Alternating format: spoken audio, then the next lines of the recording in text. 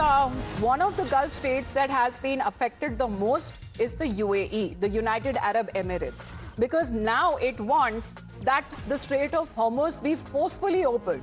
And now it says, according to reports, that it is also now willing to join the fight.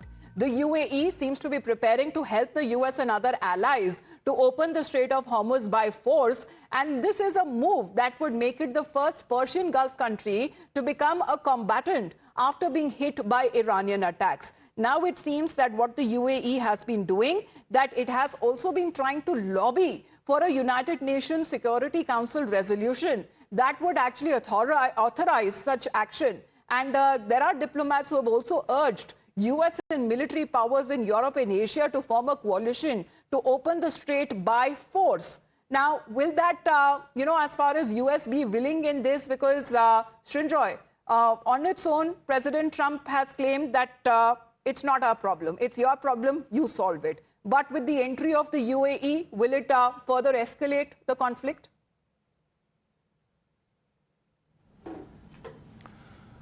The UAE has looked at it very diplomatically, through diplomatic means. And the UAE wants action through diplomatic channels. So that's really the UAE's way of doing things. And it might be the right one. Now, how this proceeds, we don't know. But UAE is certainly one of the affected parties, because you know how things are. Because Dubai, Abu Dhabi, all those cities have been hit.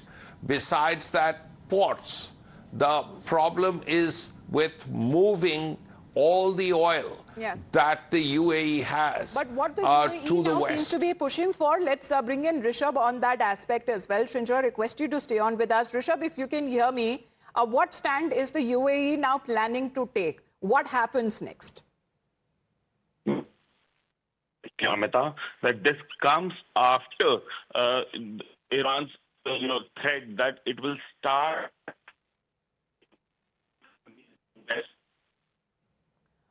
Losing your audio there, Rishabh. We'll just try and reconnect that line. But the UAE now, it seems, is now adding that the Iranian regime thinks that it is fighting for its existence and is willing to bring the global economy down with a chokehold on the Strait of Hormuz, with UAE being one of the affected countries, wants the Strait of Hormuz to be opened by force. And for that, it is now seeking help when it comes to a coalition of the US and other countries in Europe and Asia as well, that they be willing to join the fight. Now, what is being said, the United Arab Emirates is preparing to help the US and other allies to open the Strait of Hormuz by force, and that would make it the first Persian Gulf country to become a combatant. Till this time, it was playing the role on the defensive side. In the meantime, let's bring in Major General Shashi Asthana, sir, on the phone. Sir, good morning to you.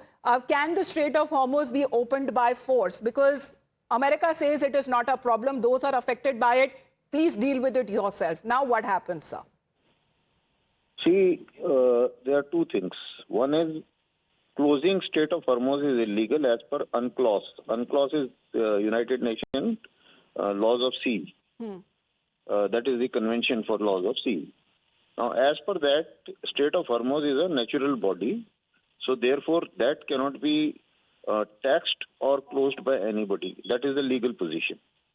Now, the blockage is because of the war, and Iran is enforcing it for the reason because they are interdicting, so there is a scare.